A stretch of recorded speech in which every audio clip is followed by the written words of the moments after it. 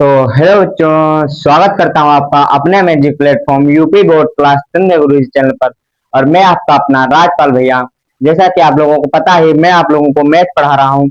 और कुछ दिनों से आप लोग देख ही रहे हैं, अच्छे से अच्छे अच्छे लेक्चर आपको देखने को मिल रहे हैं, अच्छी अच्छी बातें आपको बता रहा हूँ।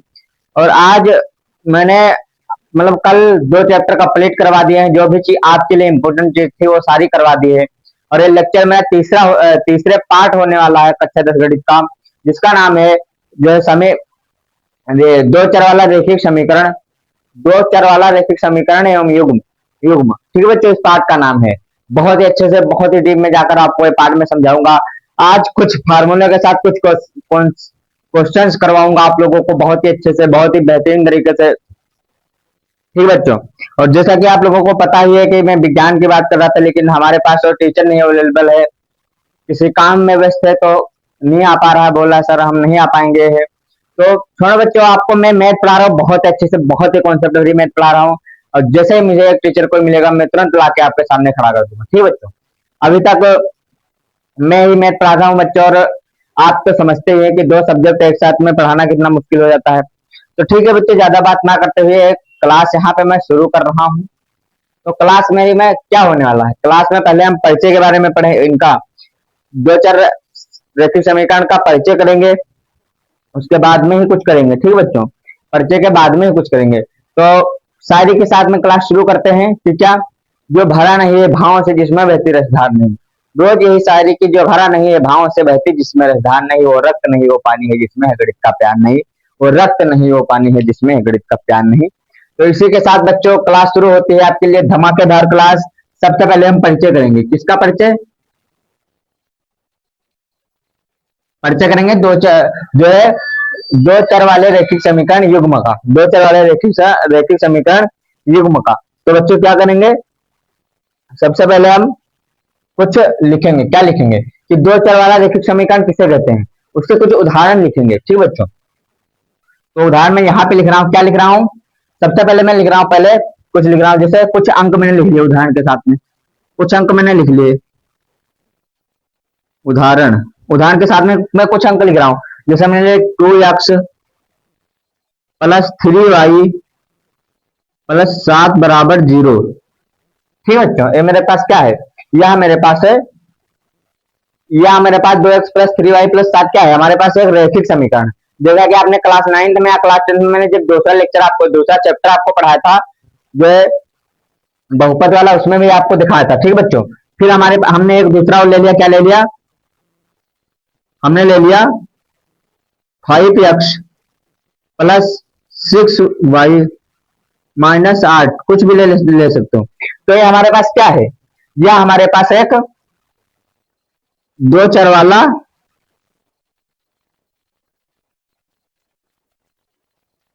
रैखिक समीकरण है। ठीक बच्चों, दो चर वाला एक रैखिक समीकरण है। ठीक बच्चों, दो चर कैसे, एक चर हमारे पास ए हो गया, एक चर ए हो गया, इसमें भी हमारे पास एक चर ए हो गया, एक चर ए हो गया। तो इसको सेम यहीं पे उतार देंगे। मैं उतारूंगा तो बच्चों टाइम लग जाएगा, इसलिए आप ऐसे ही सेम उतार लीजिएगा इसको भी। इसमें देखो दो चर इसमें दिख रहे हैं, दो चर इसमें दिख रहे हैं, तो हमारा क्या होगा, दो चर वाला रैखिक समीकरण हो रहा है, क्योंकि हमें इसमें दो चर दिख रहे हैं, दो चर दिख रहे हैं। ठीक बच्चों, अब फिर क्या करेंगे, ये लिखने के बाद इतना लिख दिया हमने। अब संख्या हमारे पास सेम है, जो है 2x 5x, एक्स वाई हमें हर, अब कहेंगे सर इस जगह पे हम कोई संख्या नहीं लिख सकते, लिख सकते कोई अदर भी जो है लिख सकते हैं, एक्स वाई की जगह पे कुछ और लिख सकते हैं, लेकिन हमारे चैप्टर में और कुछ लिखा ही नहीं मिलेगा, एक्स वाई के अलावा और कुछ लिखा ही नहीं मिलेगा यहाँ पे। 5x यम यम वगैरह के वगैरह लिखे मिलेगा, लेकिन यक्स के 5 यक्स यम यहाँ पे मिल सकता है, यहाँ पे नहीं मिलेगा। हमें एक्स वाई के मान निकालने होंगे बहुत अच्छे से। और हमारे पास दो ही चर हैं, देख लो, एक चर है, एक चर, चर के मान बदल सकते हैं अचर के, और अचर के मान नहीं बदल सकते। ठीक बच्चों, तो फिर मैं क्या लिखवाऊंगा, फिर इनका लिखवाऊंगा, फिर मैं कुछ और लिखवाने वाला क्या, कि दो चर वाले रैखिक ये दो मिल गए हमारे पास, ये दो मिल गए, मान लो ये दो एक पास मिल गए, तो ये क्या बन गए, ये बन गए हमारे पास समीकरण युग्म। ये हमारे पास क्या बन गए, ये हमारे पास बन गए समीकरण युग्म, समीकरण युग्म। ठीक है बच्चों, युग्म का मतलब जोड़ना, जोड़ा बन गया, ये दोनों बन गए जोड़ा यानी कि युग्म। समीकरण के दोनों युग्म बन गए। ठीक है बच्चों, बहुत अच्छे से आप समझ रहे हैं। जैसा कि अब मैं क्या लिखूंगा, अब मैं कुछ और लिखूंगा। अब मैं ऊपर लिखूंगा, क्या लिखने वाला हूँ, जैसा मैंने लिख लिया, यहाँ पे लिखूंगा कुछ और। क्या लिखूंगा, मैंने लिख लिया यहाँ पे, मैं यहाँ पे लिखूंगा क्या, दो चार वाले। इसको थोड़ा ऊपर करता हूँ, परिचय थोड़ा ऊपर करता हूँ।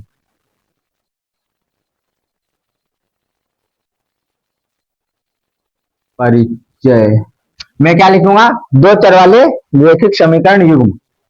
दो चर वाले, दो चर वाले रैखिक समीकरण युग्म। क्या लिखूंगा, एक मेरे पास है ए एक्स, ठीक है बच्चों, A X plus B Y plus C. A X, ठीक बच्चों, क्या बताया मैंने, मैं एक लिखूंगा ए एक्स, एक लिखूंगा B Y, X B Y plus C, C बराबर जीरो। क्या लिखूंगा, प्लस सी बराबर जीरो।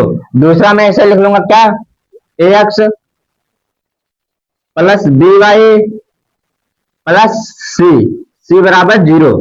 बहुत अच्छे से कॉन्सेप्ट समझा रहा हूँ आपको, इस तरह से कोई पढ़ाते हुए नहीं मिलेगा टीचर। टीचर जिस तरह से बच्चों मैं आपको समझा रहा हूँ। और आपने अगर जो हमारे दो चैप्टर नहीं देखे हैं तो जाइए, वन शॉट उसमें मैंने करवा रखे हैं, इंपॉर्टेंट सवाल आपके लिए करवा रखे हैं।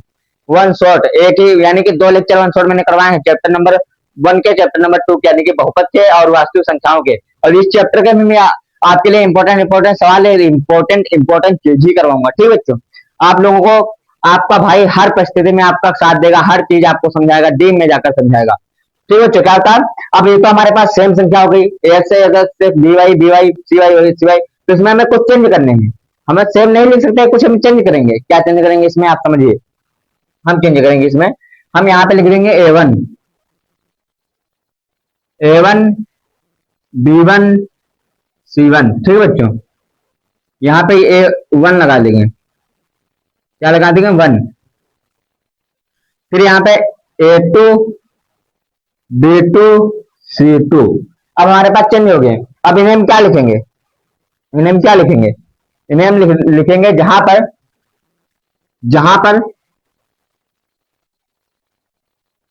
जहां पर ए वन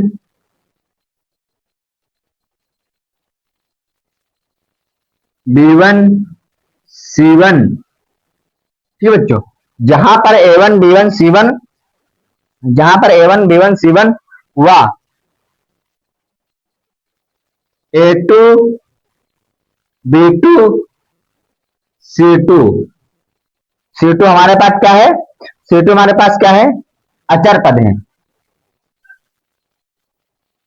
अचर पद है। क्या है, A one B one C one बराबर A two B two C two, हमारे पास अचर पद है। ठीक बच्चों, अचर पद है। ये हमारे पास ये अचर, ये चर पद नहीं है, हमारे पास अचर है। चर हमारे पास एक्स वाई जेड, यानी कि जो हमारे पास ए से लेकर जेड तक वो सब अचर पद होते हैं। हम कोई भी संख्या अचर पद में कुछ भी बदल सकते हैं। हमने आपको चैप्टर नंबर 2 में भी बहुपद में समझाया था बच्चों। आपको वो टीचर मिला है जो आपको बहुपद यानी कि चैप्टर नंबर 2 की बातें रिवाइज करवा देगा, बता देगा, पढ़ा देगा, समझा देगा। वो भाई आपके सामने आपको पढ़ा रहा है। ठीक है बच्चों, अब हमने यहाँ पर लिख लिया, पूरी डिफिनेशन हमारी हो गई कंप्लीट। अब इसे हम मिटाते हैं और इसके साथ हम कुछ अच्छे तरीके से आपको समझाते हैं, डीप में जाकर के। क्या समझाएंगे, अब आपको मैं समझाने वाला हूँ बहुत अच्छे से। ये हमारा इतना हो गया बच्चों। अब इसे मैं क्या करता हूँ, मिटाल देता हूँ, क्योंकि हमारे पास फिर जगह नहीं रहेगी ना अगर जो हम वो लिखने लगेंगे, क्योंकि उसमें इंपॉर्टेंट चीज है बहुत ही अच्छे से। तो यहाँ पर हम उदाहरण लेंगे कुछ। पहले इसे इसे आप नोट कर लीजिएगा। ठीक है बच्चों, बहुत ही अच्छे से आप इसे नोट कर लीजिएगा। ला ला ला, इसे बहुत ही अच्छे से आप लोग नोट कर लीजिएगा। अब मार्कर चलेगा, नोट कर लीजिएगा इसे बहुत ही अच्छे से। ठीक है बच्चों, से यार मैं डाल देता हूँ, वरना मार्कर नहीं चलेगा मेरा। ठीक है बच्चों, उसमें पानी लगा है बच्चों, तो इसलिए मार्कर यहाँ पे काम भी नहीं करेगा अगर जैसे हम नहीं निकालेंगे तो।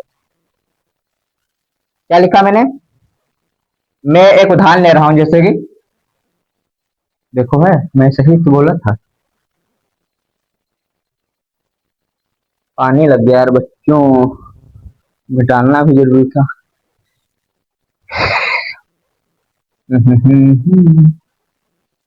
बच्चों इसमें पानी लग जाता है ना, तो मार्कर काम नहीं करने लगता है, ये बात है ना।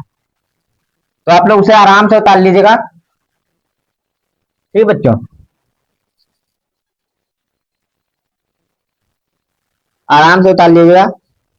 मैं कुछ करवाता हूँ एक, जैसे यहाँ पे मैंने लिखा 2, यहाँ पे मैंने लिखा 2, यहाँ पे मिला 2x, 2x plus 3y, 2x plus 3y plus 6 बराबर 0। क्या लिखा मैंने, मैंने लिखा प्लस 6 बराबर 0। ठीक है बच्चों, प्लस 6 बराबर 0 लिखा। अब इसका हम ग्राफ बनाएंगे, इसका हम बनाएंगे ग्राफ। तो आपने देखा था कि सर हमारे पास इसका ग्राफ कैसा बनता है। चैप्टर नंबर 1 में आपने बहुपद में, चैप्टर नंबर 2 में आपको बहुपद बहुपद में मैंने समझा था कि ग्राफ कैसे बनता है। ठीक है बच्चों, तो ग्राफ इसका कैसे बनेगा आपको मैं बता दूं। इसका ग्राफ हमारे पास बनेगा, एक हमारे पास होगा वाई अक्ष, एक हमारे पास होगा यक्स अक्ष, यक्स अक्ष, ये हमारे पास होगा वाई अक्ष। ठीक है बच्चों, दो अक्ष हमारे पास है, एक एक्स अक्ष एक वाई अक्ष। बहुत अच्छे से, तो इसका ग्राफ कैसा होगा, इसका ग्राफ हमारा है सरल रेखा, सरल रेखा किसका, रैखिक समीकरण का। ठीक है बच्चों, सरल रेखा है। अब कुछ आपको अच्छी अच्छी बातें मैं बताऊंगा, यहीं से हमारे पास मेन टॉपिक शुरू होता है। ठीक है बच्चों, अब ये हमारे पास अब ग्राफ है कि किस जगह पे काट सकता है, कितनी जगहों पे काट सकता है, इसमें कितनी डिफिनेशन बन सकती है। ये तो हमारी बन सकती है कि ये इससे काट सकता है। ठीक है बच्चों, पहले इसको हम समझाते हैं। दूसरे हमारे पास बन सकता है, ये भी बना दो। दूसरी हमारे पास क्या बन सकता है, दूसरी हमारे पास ये समांतर बन सकता है। एक हमारे पास ये बन सकता है समांतर, और एक हमारे पास संपाती बन सकता है। संपाती भी आपको मैं समझाऊंगा, फिलहाल मैं अभी के लिए मैं इतना चलो संपाती यहाँ पे लिख के दे रहा हूँ। एक हमारे पास बन सकता है संपाती। संपाती कैसा रहेगा, जिसमें एक बिंदु पे अनंत जगह काट सकते, जैसे एक जगह दो जगह काट सकता है। इसमें ये हमारे पास क्या है, ये प्रतिच्छेदी है। ये हमारे पास क्या है, ये हमारे पास वो है समांतर। इसमें तीन डिफिनेशन आएंगे, तीन जगहों से तीन जगह जैसा काट सकता है हमारे पास ये वाई एच। ठीक है बच्चों, तीन जगहों पे काट सकता है। तो पहला मेरा क्या है, सबसे पहले मेरी है प्रतिच्छेदी।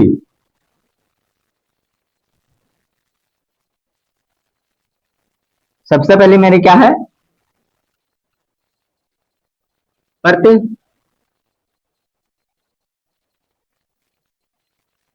प्रतिच्छेदी। दूसरी मेरी क्या है, समानांतर।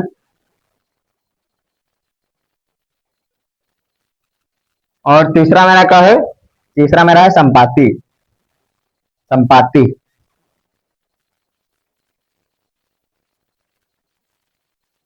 ठीक है बच्चों, प्रतिच्छेदी समांतर संपाती। अभी एक एक का उदाहरण लेके एक एक चीज को अच्छे से समझाऊंगा। तो सबसे पहले मैं उदाहरण लेता हूं इसका, इसका उदाहरण लेता हूं। तो यहाँ पे क्या लिखूंगा, उदाहरण। इसमें क्या लिखूंगा, मैं लिखूंगा 2x plus 2x plus 3y plus 7 बराबर में 0। फिर यहाँ पे क्या लिखा हूं, लिखता हूं 3x प्लस 5y माइनस का 7 बराबर में 0। अब यहां से हम बटे में संख्या लिखेंगे। क्या लिखेंगे, यहाँ पे हम लिखेंगे तो 2/3 बराबर 3/5। अब इसे काटोगे तो हमारे पास बराबर संख्या आएगी, इसे काटोगे तो नहीं आएगी ना। जब इसे काटो बराबर में लिखोगे 2/3 5, तो हमारे पास बराबर संख्या आएगी, आएगी ही नहीं। तो यहाँ पे हमारे पास है कट जाएगा, बीच में बराबर नहीं होगा। तो ये क्या बन जाएगा, ये बन जाएगा प्रतिच्छेदी,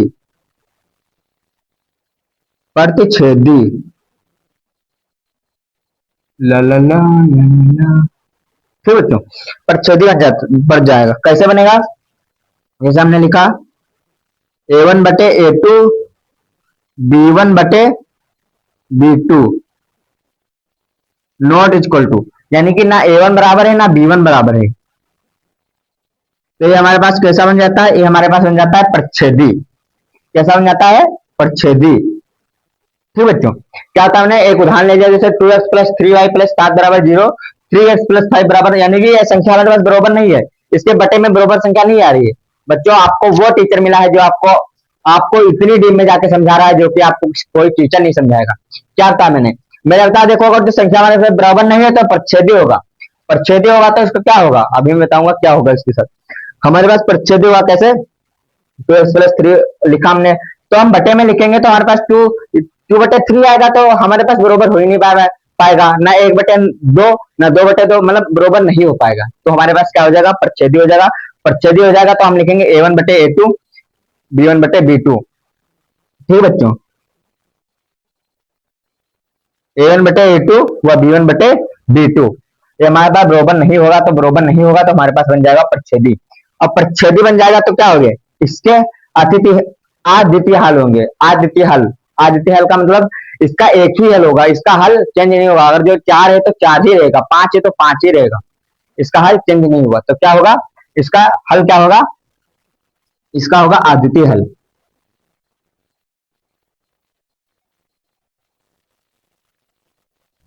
अद्वितीय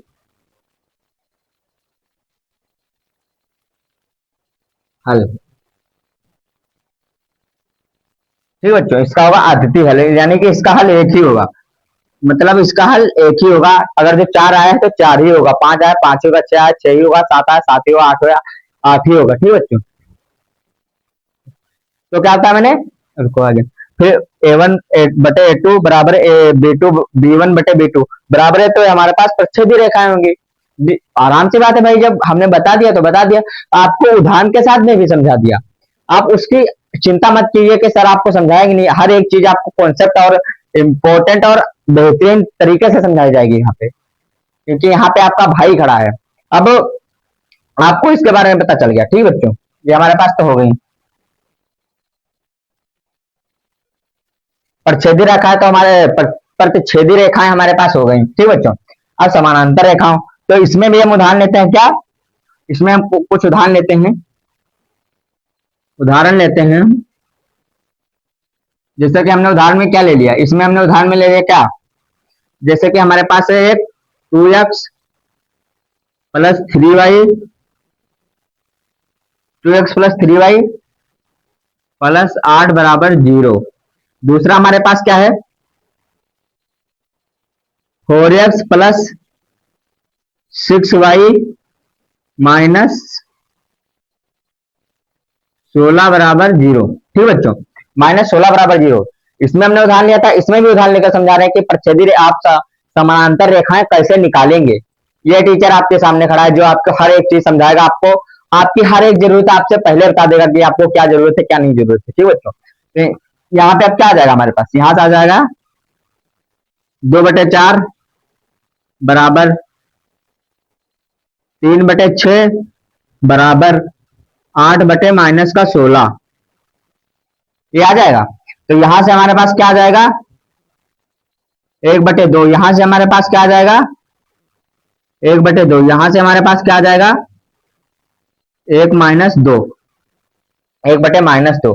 तो जब हमारे पास यहाँ पे ये बराबर नहीं आएगा, दो संख्या हमारे पास बराबर आ जाएंगे लेकिन एक बराबर नहीं आएगा, तो हमारे पास क्या आ जाएगा, A1/A2 B1/B2 देन C1/C2, क्या हमारे पास है C1/C2 C2 ये हमारे पास बराबर नहीं है। जब ए बराबर हमारे पास नहीं है तो हमारे पास क्या आ जाएगा, ये हमारे पास आ जाएगी समानांतर रेखाएं,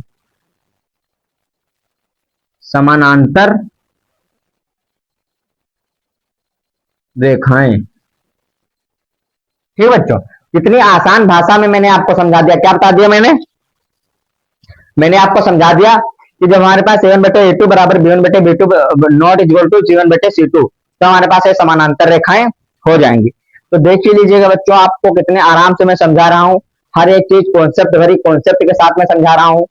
तो इतना डीप में जाकर कौन टीचर आपको समझाएगा, कौन ही आपको बताएगा, आप समझ ही सकते हैं बच्चों। हर एक चीज का उदाहरण लेकर जो चीज आपके लिए चाहिए होती है वो चीज मैं बता रहा हूँ आपको, हर एक चीज का उदाहरण, हर एक चीज की परिस्थिति के हिसाब से मैं आपको बता रहा हूँ। तो क्या था मैंने, प्रच्छेदी हो गई हमारे पास, समानांतर हो गए हमारे पास बच्ची संपाती रेखाएं। क्या होती है हमारे पास, संपाती रेखाएं। समानांतर रेखाओं के हल कैसे होते हैं आपको बता दूं। समानांतर रेखाओं के हमारे पास जैसे हमारे पास अनेक बिंदुओं पर ऐसे काटती है, ऐसे काट सकती है, तो हमारे पास इसका इसका क्या होगा, इसका हमारे पास अनेक हल इसका हमारे पास कोई हल नहीं होगा, क्योंकि ये एक भी जगह नहीं काट रही है, इसका हमारे पास कोई हल नहीं निकल के आएगा। ठीक बच्चों, क्या क्या लिखेंगे, कोई हल नहीं होगा।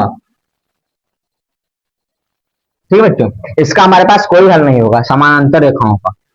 तो आपको इतना डीप में जाकर कोई समझा दे तो आप कहिएगा, क्योंकि आपका भाई जब तक आपके सामने खड़ा है आपको कोई भी चीज की चिंता लेने की जरूरत नहीं है। इतना डीप में जाकर कोई टीचर आपको नहीं समझाता जितना मैं आपको समझा रहा हूँ। ठीक है बच्चों, समानांतर रेखाएं हो गई, कोई इसका कोई हल नहीं होता है, और इसका हमारे पास अद्वितीय हल, इसका यानी कि एक ही हल हमारे पास, अगर जो चार आ गया तो चार ही, यानी कि दो आ गया तो दो ही मिलेगा। ऐसा आपको समझाने के लिए मैं आपको जैसा कि बता दूं, मैं बहुत ही अच्छे से आपको समझाऊंगा, हर एक चीज समझाऊंगा जो आपके लिए इंपॉर्टेंट है बच्चों, क्योंकि आपका भाई एज भले ही कम है बाकी तजुर्बा कम नहीं है, ये याद कर लीजिएगा बच्चों। ठीक बच्चों, जीते के चाल और बाज की नजर राजपाल भैया के कॉन्सेप्ट के वे कभी संदेह नहीं करते, इतना डीप में जाकर आपको समझा रहा हूँ। ठीक बच्चों, अब इसके समान संपाती रेखाओं के बारे में आपको बताता हूँ। तो संपाती रेखाओं में मैं क्या लेता हूँ उदाहरण, संपाती रेखाओं में मैं उदाहरण लेता हूँ क्या, हमने लिखा, हमने क्या लिखा, संपाती रेखाओं में हमने लिखा जैसे संपाती रेखाएं, थोड़ा जगह कम है हमारे पास, देखता हूं हो जाएगा तो हो जाएगा, नहीं होगा तो देखा जाएगा। ठीक है बच्चों, ये हमारे पास एक प्रच्छेदी हो गई, और हमारे पास वो हो गई समांतर, ये हमारे पास है। इनका उदाहरण लेते हैं, इनका उदाहरण, इसको थोड़ा छोटा कर देते हैं, क्यों क्यों ना इसको थोड़ा छोटा कर दिया जाए, तब तो समझ में आएगा।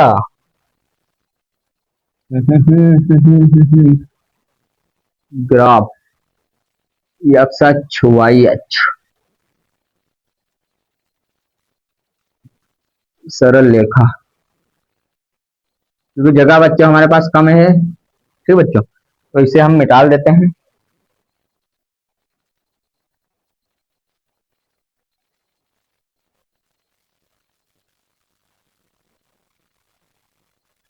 प्रच्छेदी रेखाएं यहां से मिटा देते हैं, प्रच्छेदी रेखाएं। ठीक बच्चों, यहाँ पे लिख देते हैं बहुत ही अच्छे से, प्रच्छेदी रेखाएं अद्वितीय आदित्य हल। अब अच्छा है आपके लिए, क्यों अब अच्छा है ना। अरे भैया, जब तक आपको मैं समझा रहा हूं तब तक क्या है मेरे पास, मेरे पास एक ऐसे जा रही है, ये हमारे पास क्या है, संपाती रेखा, संपाती रेखाएं।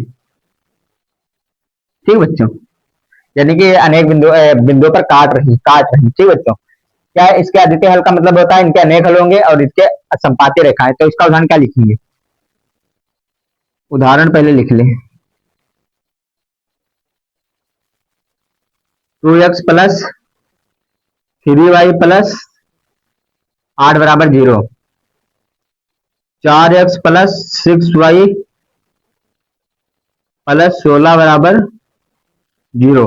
यहां से हमारे पास आ जाएगा 2/4, 3/6 और हमारे पास 8/16।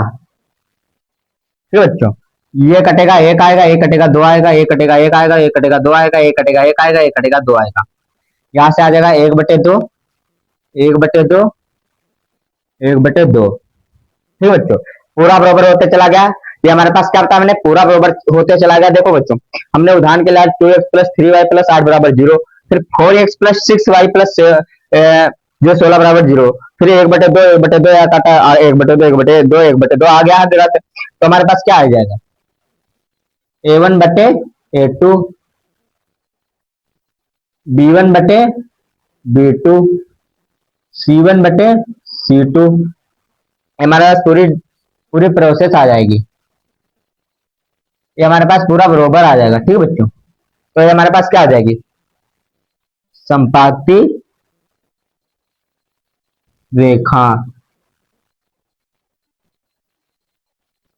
ये हमारे पास संपाती रेखाएं हो जाएगी। क्यों, क्योंकि हमारे पास हर संख्या बरोबर आ रही है। तो अब आप पहचानेंगे कैसे, आपको मैंने समझा भी दिया, आप पहचानेंगे कैसे, ऐसे पहचान लेंगे। ये हमारे पास कॉन्सेप्ट भरी सब क्लास है, बहुत अच्छी क्लास है, सिर्फ फार्मूले बेस्ड क्लास है। आपको क्वेश्चन भी करवाऊंगा, तब आपको पता चलेगा सर कितनी अच्छी क्लास आपने करवाई थी। ठीक बच्चों, तो क्या होता मैंने मैंने आपको ये भी समझा दिया, प्रच्छेदी और समांतर और संपाती। संपाती रेखाओं में हमारे पास क्या होता है, इसके अनेक हल होते हैं, क्योंकि ये अनेक जगह से काट रही है, इसके अनेक हल होते हैं। ठीक बच्चों, क्या होते हैं, इसके अनेक हल होते हैं। ठीक बच्चों, इसके कितने हल होते हैं, इसके अनेक हल होते हैं। कितने हल होते हैं इनके, इनके अनेक हल होते हैं। ठीक बच्चों, देख लीजिएगा आप आराम से, इसके अनेक हल होते हैं। ठीक बच्चों, इनके कितने हल होते हैं, इनके अनेक हल होते हैं। ठीक बच्चों, बहुत अच्छे से आपके समझ में आ रहा होगा। क्या बताया मैंने प्रच्छेदी रेखा बताई, समानांतर रेखाएं बताई, फिर संपाती रेखाएं बताई, हर एक चीज आपको मैंने बता दी। क्वेश्चन करवा दूं बोलो तो एक आधा, क्यों करवा दो एक आधा क्वेश्चन, आप बताएं तो करवा दूं। आप पहले इसे समझ लीजिएगा, इसे आप कॉपी में लिख लीजिएगा, कहीं लिख के रख लीजिएगा, क्योंकि ये आपके लिए रामबाण होने वाला है। बिल्कुल ये क्लास बिल्कुल आपके लिए रामबाण होने वाली है, बहुत ही बेहतरीन क्लास होने वाली है। तो अब इसे मैं निकाल देता हूं और इसकी जगह पे कुछ क्वेश्चन कराता हूं। इसे बच्चों आप हल्के में मान लीजिएगा, इसे आप आराम से लिख लीजिएगा और बहुत अच्छे से। अब मैंने क्या बताया, फिर से मैं बता रहा हूँ कि बाज की चीते की चाल बाज की नजर, राजपाल भैया की संदेह कॉन्सेप्ट पे कभी संदेह मत करना, जितना मैं बता रहा हूँ। ठीक बच्चों, जितना मैंने बता दिया आप उतना ही लिख लीजिएगा। आपका एक भी क्वेश्चन जो है, एक भी क्या वो एक भी फार्मूला नहीं छूटेगा, हर एक चीज फार्मूले में मैंने दे दी। इसीलिए मैं बच्चों, मैं कहता हूं, मैं पढ़ाता भले ही टाइम लेकर हूँ, लेता भले ही छोटी क्लास है, लेकिन समझाता आपको बेहतरीन हूँ, बेहतर हूँ। ठीक बच्चों, ऐसा कोई टीचर समझा दी तो आप बताइएगा। ठीक बच्चों, और हमारे यहाँ कुछ बदलाव भी हुए हैं यूपी बोर्ड में, तो मैं आपको क्या ही बताऊं। हमें 11-12 में हुए, हमारे हाई स्कूल में उतना नहीं हुआ, तो हम हाई स्कूल का जब भी होगा तब हम बताएंगे आपको। बाकी आप आपको चिंता लेने की कोई बात नहीं है, जब तक आपके पास आपका भाई खड़ा है। ठीक बच्चों, इसे मैं मिटा रहा हूँ, इसे आप आराम से लिख लीजिएगा, इसे भी लिख लीजिएगा, इसे भी लिख लीजिएगा। ठीक बच्चों, अब एक क्वेश्चन से मैं कराऊंगा, उसके बाद मैं इस क्लास को एंड करूंगा।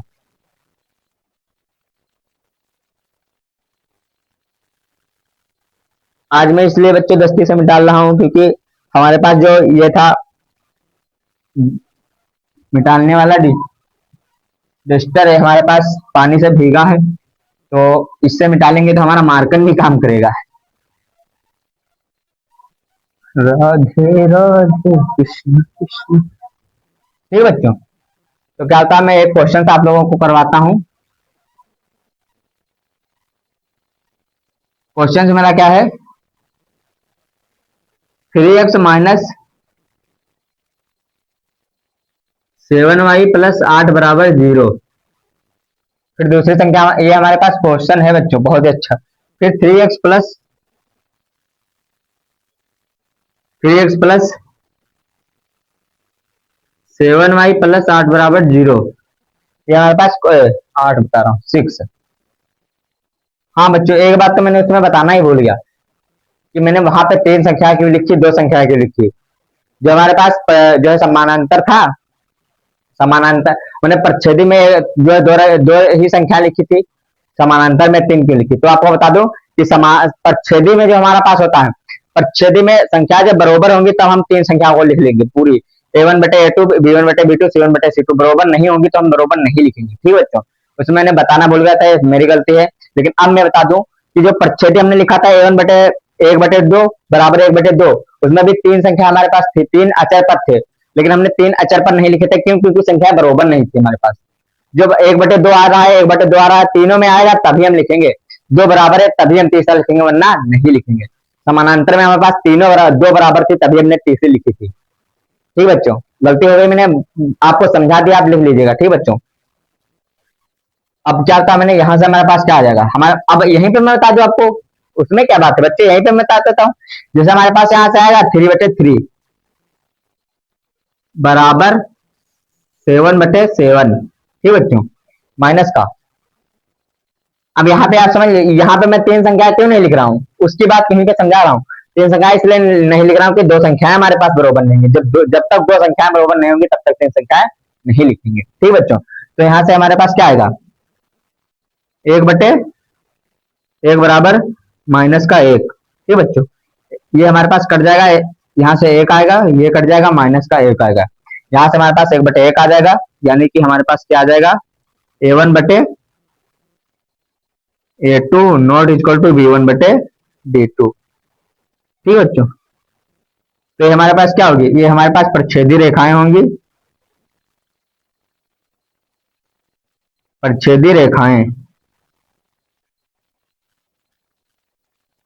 और हमारे पास इसके अतिथि हल होंगे, यानी कि इसका एक ही हल होगा, जो हमारे पास आ गया वही आएगा। ठीक है बच्चों, हमारे पास प्रच्छेदी रेखाएं अतिथि हल होगा। ठीक बच्चों, यहाँ तक समझा दिया है, ज्यादा लंबी क्लास हो जाएगी और जो ज्यादा मैंने करवा दिया, ये आप जितना मैंने करवा दिया उतना आप अच्छे से कर लीजिएगा, आपको पूरा पूरा कॉन्सेप्ट आपके समझ में आ जाएगा, हर एक सवाल। अब इसके बाद मैं क्वेश्चन ही करवाऊंगा अगली क्लास में। तो यही पे क्लास समाप्त करता हूँ, मिलूंगा अगली क्लास में बहुत ही बेहतरीन, बहुत ही अच्छे लेक्चरों के साथ। ठीक बच्चों, कुछ लाइंस में आपको सुना दूं,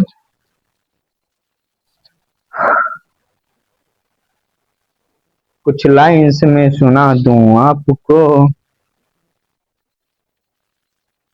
चलो सुना देता हूँ कि सूरज में डूबा हूँ, डूब के फिर से निकल आऊंगा मैं, सूरज में डूब के फिर से निकल आऊंगा मैं, वक्त की इस धूल में कभी नहीं घबराऊंगा मैं, वक्त की इस धूल में कभी नहीं घबराऊंगा मैं। और माना कि आज अंधेरों ने घेर रखा है मुझे, और माना कि आज अंधेरों ने घेर रखा है मुझे, पर कल अपनी ही चमक से मैं फिर से सवेरा सवेरा लाऊंगा, पर कल अपनी ही चमक से मैं फिर से सवेरा लाऊंगा। तो बच्चों, हमें सपोर्ट कीजिए, हमारे चैनल को सब्सक्राइब करिए, कमेंट करिए, लाइक करिए, और हम आपको जितना हमारे पास ज्ञान है उतना आपसे बांटने की प्रयास या कोशिश करेंगे। ठीक बच्चों, तो आप हमें अच्छे से सपोर्ट करिए, हम आपको अच्छे से ज्ञान देंगे, नहीं भी करेंगे बच्चों, लेकिन हम आपको हमेशा यूट्यूब पर फ्री पढ़ाते मिलेंगे, यूआईटी पर हम हमेशा फ्री पढ़ाएंगे। ठीक बच्चों, तो ये क्लास यहीं पे समाप्त करता हूँ, ज्यादा लंबी हो रही है। जय हिंद, मिलता हूँ अगली क्लास में।